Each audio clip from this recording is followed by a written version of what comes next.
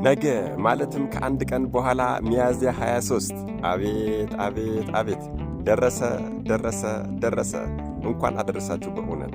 አዎ አላወቃችሁም እንዴ? ኃጢአታችን የሚደመሰስበት ቀን ነው ሚያዝያ 23። ስሙን በመጥራት ብቻ አጋንንትን እንደ ትቢያ የሚበትነውና ስሙ ሲጠራ ከአውሎ ንፋስ ፈጥኖ የሚደርሰው ቅዱስ በሰባዎቹ የዓለማችን ክፉ ጨካኝና ምሕረት የለሽ ነገሥታት መካከል እየተሰቃየ እየሞተ እየተነሳ የክርስቶስን ወንጌል የሰበከ ኃያል ቅዱስ ሆድ በጥብጦ አንጀት ቆራርጦ የሚጥል የተለያየ አስማተ ሰይጣን የተደገመበት ክፉ መተትና ድግምት ያለበት መርዝ እያመጡ የተለያዩ ጠንቋዮችና መተተኞች ቢሰጡትም እንኳን እሱ ግን በአምላኩ ኃይል በመታመን መርዙ ላይ እያማተበ እየጠጣ እንደ ፀሐይ እያበራና እያሸበረቀ እነዚህን መተተኞችና ጠንቋዮችም እያሳመነ መሬትን እየረገጠ ጸበል እያፈለቀ እያጠመቀ ክርስቲያን ያደረገ ኃያል ሰማዕት ዱዲያኖስና ሰባዎቹ ከሃዲ ነገሥታት ኢየሱስ አምላክ መሆኑን አሳየን ቢሉት የደረቁትን እጽዋት አለምልሞ የለመለሙትን እጽዋት ደግሞ አድርቆ ከሞቱም 430 ዘመን የሆናቸውን ሙታንን አስነስቶ መድኃኔ ዓለም ኢየሱስ ክርስቶስ እውነተኛ አምላክ መሆኑን ያስመሰከረ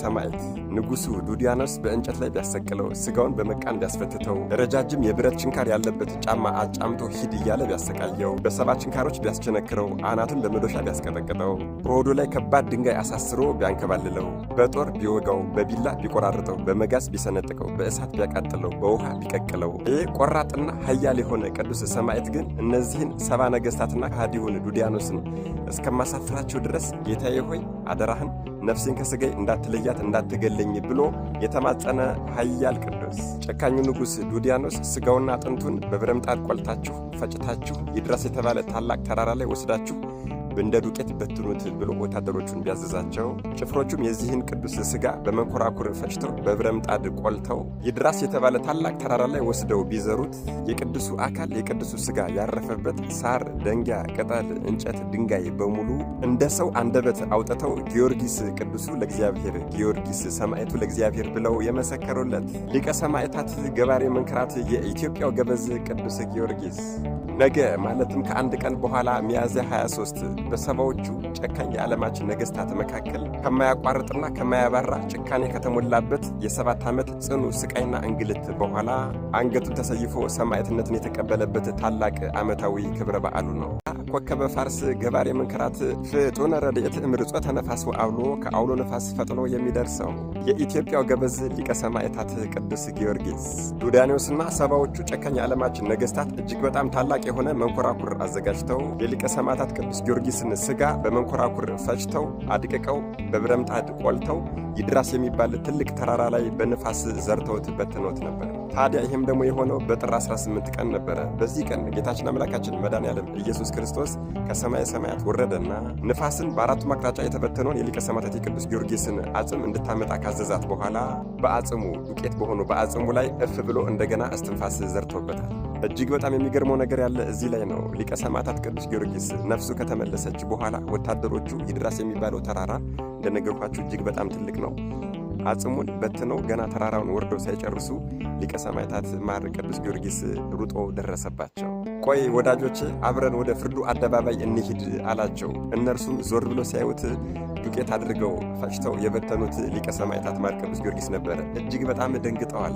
በዚህ ተአምር የተነሳም ከወታደሮቹም ከሕዝቡም ከሹማምንቶችም በአምላከ ቅዱስ ጊዮርጊስ አምነናል ብለው የተጠመቁት ሰዎች ብዛት ከ110,000 በላይ ነበረ። አሁን የሊቀ ሰማዕታት ማር ቅዱስ ጊዮርጊስን ዋናውንና ትልቁን አስደናቂውን ቃል ኪዳን እነግራችኋለሁ። ሴቶች ማኅፀን ከወጡት መጥምቀ መለኮት ቅዱስ ዮሐንስን የሚመስልና የሚያክል እንደሌለ ሁሉ ከዚህ በፊት ሰማዕታት ከሆኑት ከዚህም በኋላ ሰማዕታት ከሚሆኑት ከማኅበረ ሰማዕታት ሁሉ አንተን የሚመስልና የሚያክል የለም። ማንኛውም ሰው ወንድም ሆነ ሴት ትንሽም ሆነ ትልቅ ቢታመሙ ችግር ቢደርስባቸው በመከራ ቢወድቁ በፍርድም አደባባይ ቢቀርቡ በጦር ሜዳ ወይም በወህኒ ቤት ቢታሰሩ በባህር በወራጅ ወንዝም ቢሆን በመንገድም ቢሆን ክፉ ሰዎች ላይ ቢወድቁ ሽፍታ ቢያገኛቸው ክፉ አውሬም ሊበላቸው ቢል እሳት አደጋም ቢደርስባቸው ወይንም ደግሞ ክፉ አሟሟት ቢገጥማቸው የሰው ልጆች በሚደርስባቸውና በሚያገኛቸው ማንኛውም ጽኑ ችግርና መከራ ላይ ቢወድቁ በስምህ ተማጽኖ 3 ጊዜ አምላከ ጊዮርጊስ እርዳን፣ አምላከ ጊዮርጊስ እርዳን፣ አምላከ ጊዮርጊስ እርዳን ብለው ቢጮሁና ጸሎት ቢያደርጉ ያን ጊዜ ፈጥኜ እራራላቸዋለሁ፣ አድናቸውም አለሁ፣ ለጠየቁ ጥያቄና ለጸሎታቸውም ሁሉ መልስን እሰጣቸዋለሁ የተባለ ሊቀ ሰማዕታት ስለ ስሜ የደረሰብህን መከራና ያገኘህን ስቃይና ድካም የሚያወሳውን የገድልህን መጽሐፍ የጻፈ ያጻፈ የሰማ ያሰማ የተረጎመ ያስተረጎመ ሰው ቢኖር ስሙን በሕይወት መጽሐፍ እጽፈዋለሁ፣ ኃጢአቱንም አስተሰርይለታለሁ፣ የአንተ ልጅም አድርገዋለሁ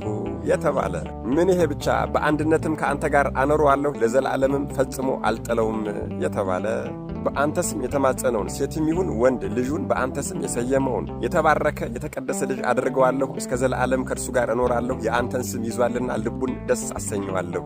በስምህ በተሰራች ቤተክርስቲያን በስምህ በተሰራች ቤተክርስቲያን ጸሎት ለማድረግ የሚሄደውን በዓልህን ለማክበር የሚሄደውን ማንኛውንም አቅሙ የፈቀደውን ዘይት፣ ዕጣን፣ ስንዴ፣ ጧፍ፣ ሻማ ማንኛውንም ነዋየ ቅድሳት ለቤተ ክርስቲያንህ ያበረከተውን በስምህ ለችግረኞች የመጸወተውን ለተራበ ያበላ ለተጠማ ያጠጣ ለታረዘ ያለበሰውን የተከበረውን የዝክረ በዓልህን ቀን ማለትም ሚያዝያ 23 አንገት የተሰየፈበትን፣ ጥር 18 አጽምህ የተበተነበትን፣ ህዳር 7 ቅዳሴ ቤትህንና ነሐሴ 16 ፍልሰተ አጽምህን ያከበረውን እኔ ቃሌ የማያብል አምላክ በዚህም ዓለም በወዲያኛውም ዓለም ሕይወቱን ከአንተ ጋር እንዲኖር አደርገዋለሁ።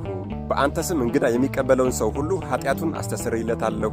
ወዳጄ ጊዮርጊስ ሆይ ከእናቶች ማኅፀን ከወጡት መጥምቀ መለኮት ቅዱስ ዮሐንስን የሚመስልና የሚያክል እንደሌለ ሁሉ ከዚህ በፊት ሰማዕታት ከሆኑት ከዚህም በኋላ ሰማዕታት ከሚሆኑት ከማኅበረ ሰማዕታት ሁሉ አንተን የሚመስልና የሚያክል የለም፣ ለወደፊቱም አይኖርም እልሃለሁ።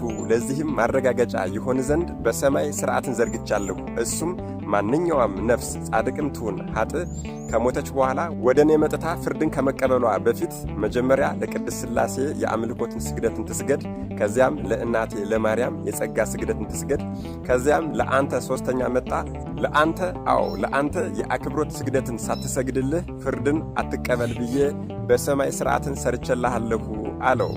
ይህ በጠሩት ጊዜ ከአውሎ ንፋስ ፈጥኖ የሚደርሰው ኃያል መስተጋድል ገባሬ መንክራት ኮከበ ፋርስ ፀሐይ ልዳ ፍጡነ ረድኤት የኢትዮጵያ ገበዝ ሊቀ ሰማዕታት ማር ቅዱስ ጊዮርጊስ ነገ ሚያዝያ 23 የሰማዕትነት በዓሉ ነው። መድኃኔዓለም ኢየሱስ ክርስቶስ ከሊቀ ሰማዕታት ማር ቅዱስ ጊዮርጊስ ረድኤት፣ በረከት፣ ምልጃ፣ ቃል ኪዳን፣ ፍቅር አይለየን። አሜን። ይቆየን።